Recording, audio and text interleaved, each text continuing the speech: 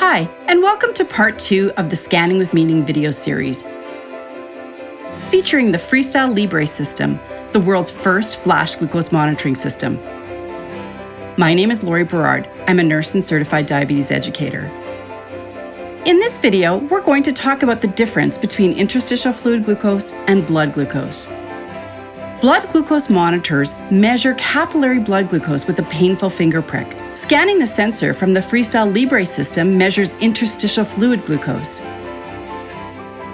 In your body, the blood flows from the heart and goes through the arteries, ending up in the capillaries.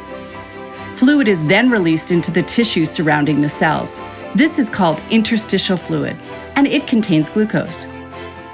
Interstitial fluid glucose results can be different from blood glucose results because of the time it takes the glucose to move in and out of the capillary system. This difference is called the lag. With blood glucose monitoring, a lancet is inserted with pressure to reach the blood in the capillary. With flash glucose monitoring, the sensor uses a filament inserted just under the skin where it floats in the interstitial fluid. When your glucose is changing rapidly, it rises in the blood sooner than it rises in the interstitial fluid. Let's use a train to demonstrate the lag. Think of blood glucose as the engine on the train and interstitial fluid glucose, or sensor glucose, as the back of the train. As carbohydrates are absorbed by the body, they enter the bloodstream first. Remember our capillary demonstration? On level ground, there can be very little difference in glucose levels. But when the train climbs a hill, just like glucose might after you have a meal, there's a bigger difference in those numbers. As you can see, sensor glucose still lags behind blood glucose. Now, after insulin or exercise, the train may start to head down the hill, but blood glucose still leads with sensor glucose lagging behind. This means your blood glucose levels may be lower than your sensor glucose level.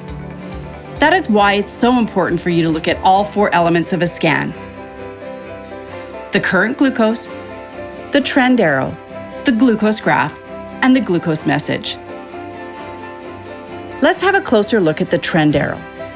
The trend arrow shows you where your glucose levels are heading: up, down, or staying steady. Thinking of what we've learned from the train, trend arrows help you understand how quickly your glucose levels are changing, allowing you to act instead of react. Well, that was a lot to take in. Let's summarize what you learned. Glucose enters the blood first before it enters the interstitial fluid.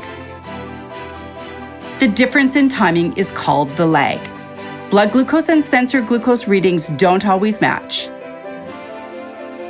And a number alone won't give you the full picture. You need to use all 4 pieces of information. In our next video, I'll help set expectations for your first scan and explain the 4 elements of your scan. Until next time.